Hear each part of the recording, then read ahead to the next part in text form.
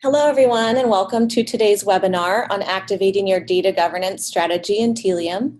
I'm Megan Winnery, Demand Gen Manager at Tealium, and our presenter today is Dereck Hatcher. Dereck has worked in the digital space for over 10 years analyzing customer data. He is passionate about the ever-changing digital world and enabling companies of all sizes to harness their data for good. Dereck works in our solutions consulting organization, supporting and working with clients every day. Prior to Tealium, he worked at several SaaS companies, along with working at some of the largest brands in the world, including Williams-Sonoma and Walmart. Before we get started, I'd like to go over a few housekeeping items. This webinar will last approximately 30 minutes, and we will be recording it. And once the presentation is over, we'll be sharing the recording, as well as some related articles, checklists, and web pages, and an email following the presentation. And we want to hear your questions, so please use the Q&A feature to submit them.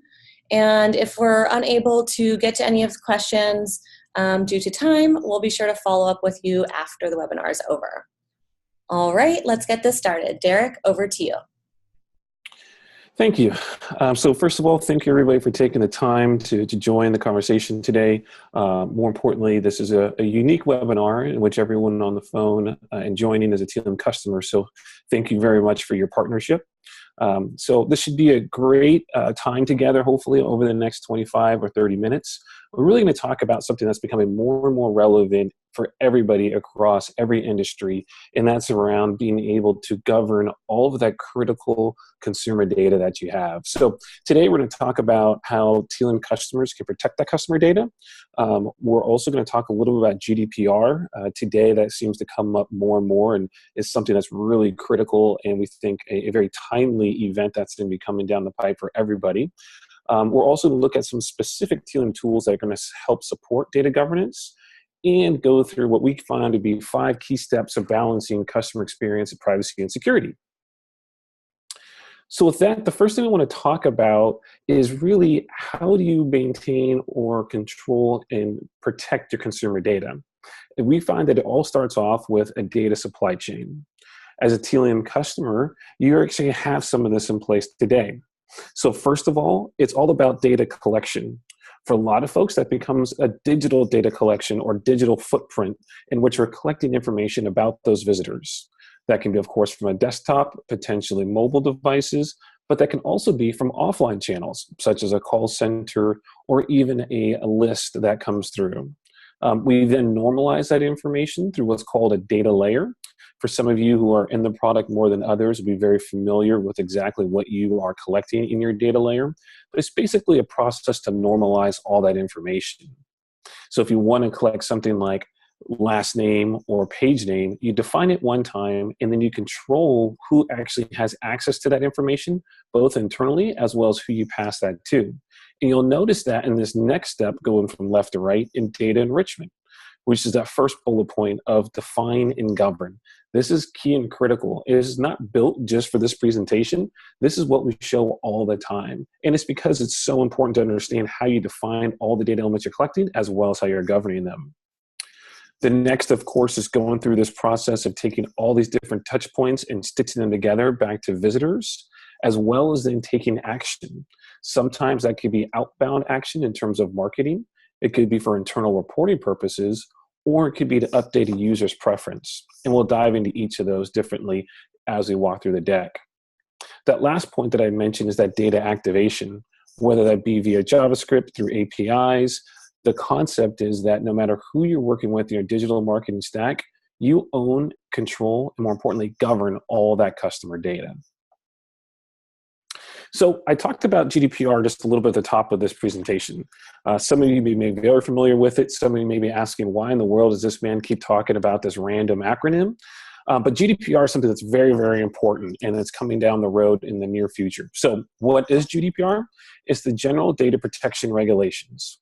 It takes effect May 25th, 2018, so a little over 160 days away from the time of this recording. And it affects all European citizens, European Union citizens, that is.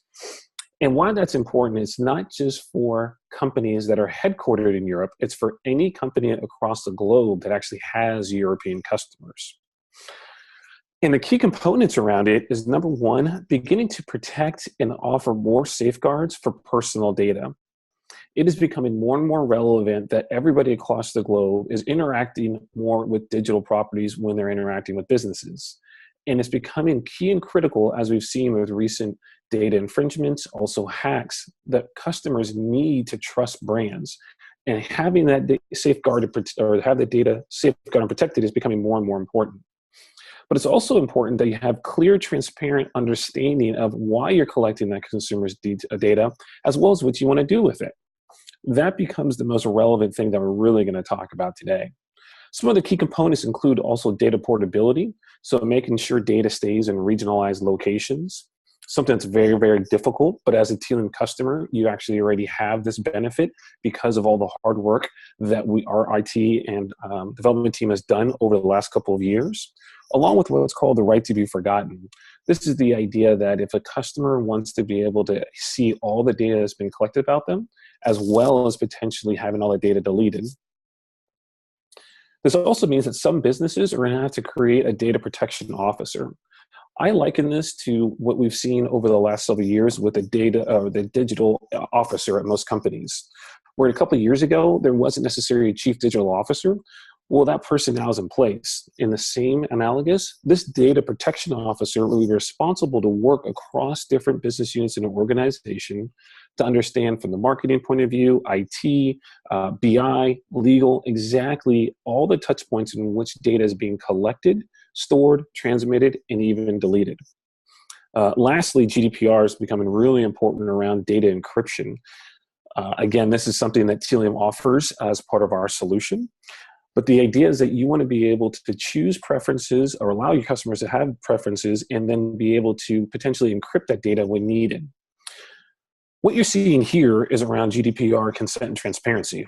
What's really important and what you see in these two examples, first the one on the right from Volvo in the Netherlands, in which they actually have a modal that surfaces automatically when an event or a customer lands on their website that starts to give them preference options.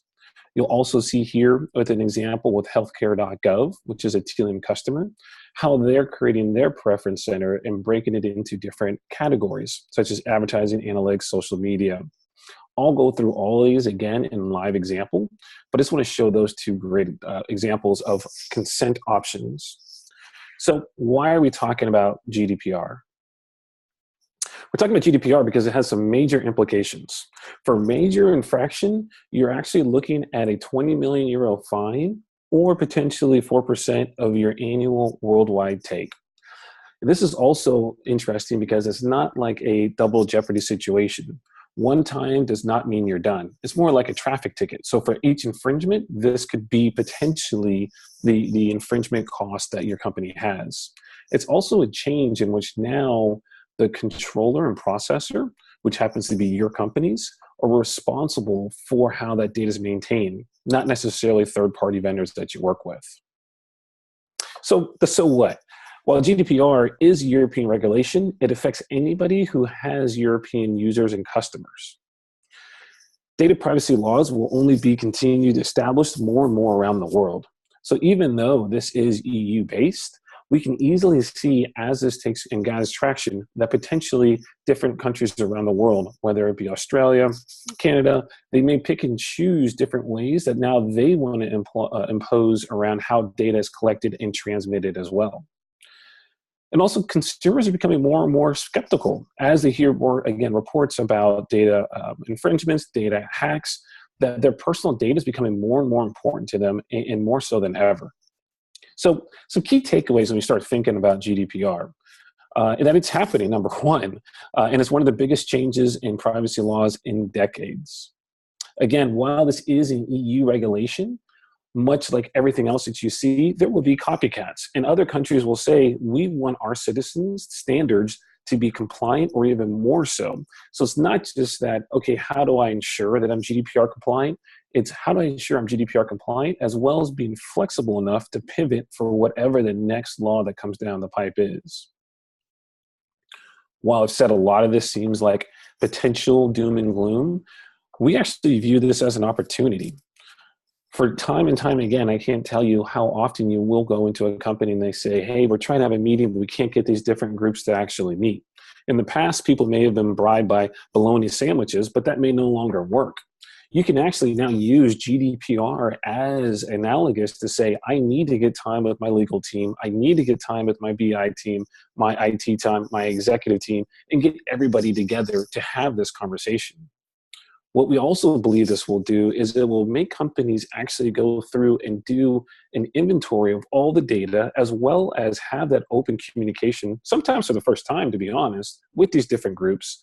And hopefully what that does is allows for more consistent orchestration, which would allow for a more relevant consumer experience at the end of the day. Because now you're going to have all of your data centralized, as well as working together, knowing exactly consumers' preferences around all these different marketing channels. So now we want to talk a little bit about exactly how Tealium allows customers today to be able to, first of all, ensure a controlled, safe environment for all of this data, along with what we call a data governance checklist. So first things first, when you think about data governance, at its foundation and architecture, Tealium allows for a lot of security and controls to be put in place. Around things like data collection, we allow, and we have things such as our privacy widget, which we showed at healthcare.gov, and I'll highlight once again. We have things like our explicit opt-out or opt-in. We also have the concept, when we talk about encryption, the ability for you to be able to hash your data. We also, when it comes to things like storage, have the ability to keep that data for you in secure methods, as well as when you talk about processing throughout the globe, leveraging either the multi-CDN networks that we have or our regionalized data centers, can keep data where it needs to be to maintain these various international laws. But at the end of the day, this data governance really comes back to the business. You have to be able to, yes, have technology in place that does things, but you also need to create a business acumen in which the businesses themselves have these open communication, have these open dialogues about how we want to, again, collect, enrich the data, as well as activate on that information. But that happens, of course, with two sides. And that's when we get into what's called our 5-step data governance checklist. So first of all, on the left, you'll notice we talk always about the business teams and the technology teams. We believe that this is key to really create, again, that unified experience for the consumer, but also just from an internal process perspective. So the first thing, performing due diligence. I can't tell you how frequently that we go to various folks' websites and there's remnant tags, third-party pixels, some type of information they didn't know was still running on their site. So the first thing is understanding what vendors are we using today. And of course, remove those vendors that you may not be using. The next is really doing this data inventory. Looking at and understanding exactly what information do we deem to be very sensitive. What do we need to run our day-to-day business and what don't we need? What's optional as an example? And then from the technology side, starting to document all this information. This can include, of course, customer information, campaign, as well as enterprise such as financial and HR information. And of course, making sure that you're handling all this data in compliance with your business policies and legal requirements. Then we start talking about building control. So we've done a bit of due diligence. We've understand what we have in terms of inventory. Now we want to build processes around that. So understanding from even a contract perspective, all the different vendors you're working with, what data are they collecting and why? Creating these policies and procedures and understanding from an employee organization that everybody's trained to understand and ask these questions as they're beginning to start off new projects, work with new partners. As well as being able to test and audit internally for compliance. It's one thing, again, like I said, to be able to meet certain compliance needs, but it's that continual ongoing testing and processing that becomes important and is that business rigor that we're all going to be held to going forward. One of the other big things in the 4th step is really building a data governance panel. Again, this is how we see this cross-functional team that works together to understand exactly, again, how we collect, how do we store, and how do we activate on data. You need to be able to understand from a marketing perspective all the legal ramifications that may occur from non-compliance, what to do if an infraction does happen. So having that backup plan in place, all of those become really, really important. But also understanding the protection of data and understanding potentially what bad players you may be working with. And sometimes that means having to turn off certain favorite vendors. But the idea at the end of the day is that you are that trusted brand, and you need to be able to control that information, how it's kept, captured, and delivered. The last step, and what we saw just a moment ago with Volvo and healthcare.gov again, is the ability to provide clear and accurate notice. So this is, at the end of the day, the foundational piece of GDPR. And that's the concept of saying, I want to know why you're collecting this information and what you plan to do with it. We all know when we have a very relevant experience with a brand, we love it. As well, on the flip side, if we hear about that brand having data issues, that becomes a concern to us. So you want to be able to continue that great dialogue with those consumers digitally, but also give them assurance around things like, if you opt out, I promise to make sure that you're opted out. If you need to have an opt-in or the right to be forgotten, we can work on that as well. So with that, I want to make sure that we have plenty of time to get into the product itself, and also to talk a little bit about our additional questions that may come through. So as we go through all of this, I did want to also highlight the fact that we do have a significant portion of the website that focuses on GDPR. So there's tons of information here about our resources that are really important. We've also recently been featured in a couple of periodicals, including Computer World UK, which highlights companies that are supporting GDPR compliance and actually features Tealium, as well as a recent document that was put out by our CMO, Adam Corey, about why GDPR will be the thing that fast-tracks everybody to the fourth industrial revolution. But with that, let's jump into the tool itself. Now, for some of you who may not be in the tool day to day, this is going to be maybe a bit of a walkthrough. We won't go through all the functionality of TIQ today or tag management. We have plenty of great videos, and of course you can contact your account manager for any detailed explanations. But I did want to highlight some of the security features that sometimes may get overlooked. So first of all, when we start thinking about being able to manage your data, it's about managing who has access to that. So internally, making sure that you can go through and manage users. You can manage users down to what are called our profiles, understanding down to the specific tags or tasks that are included in Tealium IQ, as well as managing your resources. We call these labels. So the idea is, if you want people to only have access to certain areas of TIQ, you can actually lock all of that down. So getting into a real life example, we're going to jump into that data layer. And you may remember me talking about this a little bit earlier in that left to right slide. But this again is where you're going to be collecting all that key information, whether it be understanding a customer's email address, ID, state, device, event action that may have happened. But you also have the ability, again, to lock these down with what are called labels. So if I decide that there's only a certain amount of data elements that I want my legal team and potentially a marketing team to have access to, you can actually lock this information down by creating and using these labels. So that's for internal purposes. But of course, with Tealium, we have a little over 1,000 integrations today from a client-side perspective. And this is all about being able to send data to these third-party vendors that you're working with today.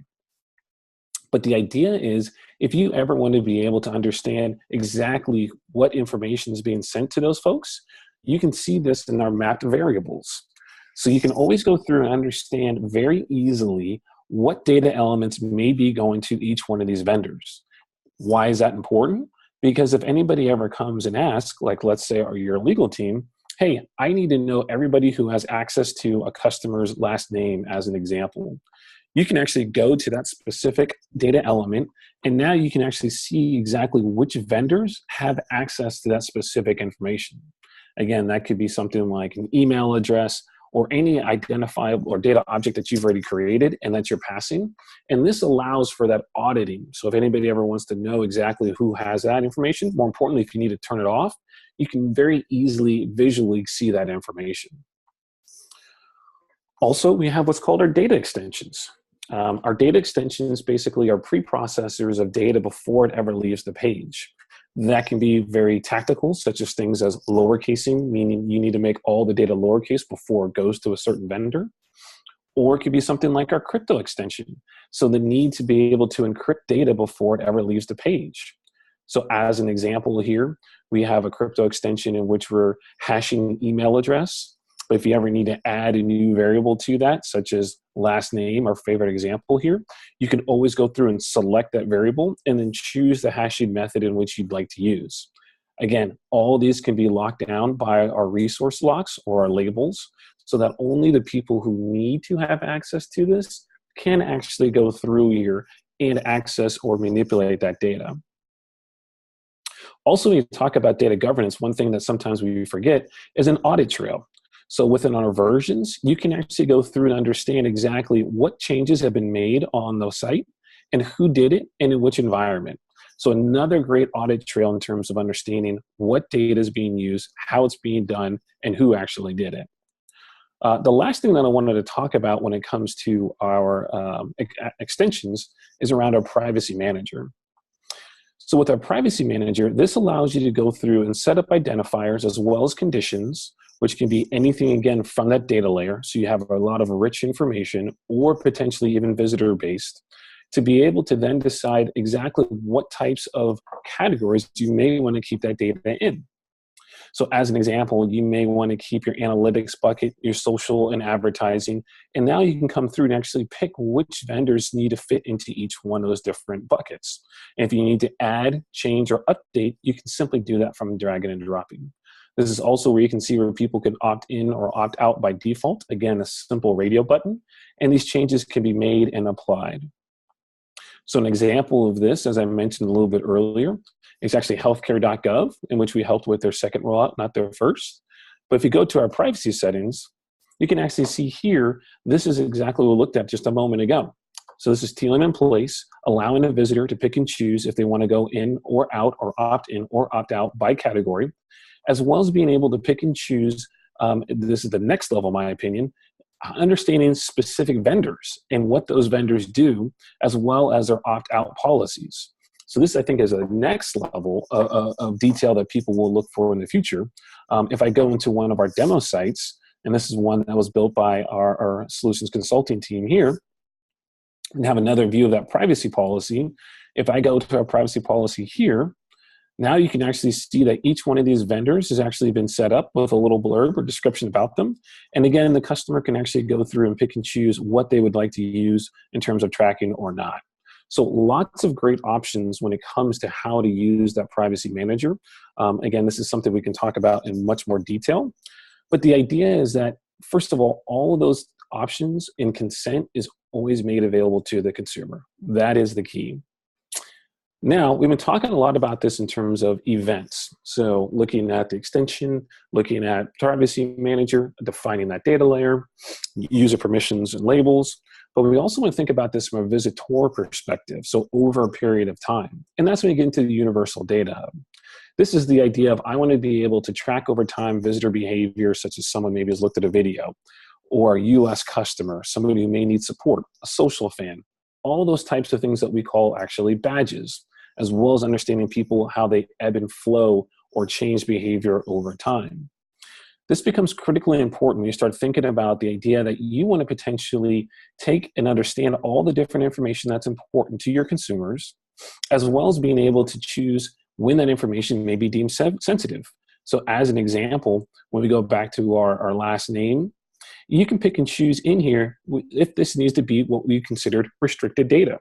And with a simple toggle button, you'll be able to pick and choose what data is actually being sent or non-transmitted from a server-to-server perspective as well. Again, the idea is that you always want to be able to control that key information, then be able to assign it to specific visitors, and then take that visitor-based information and roll it up into what we call audiences.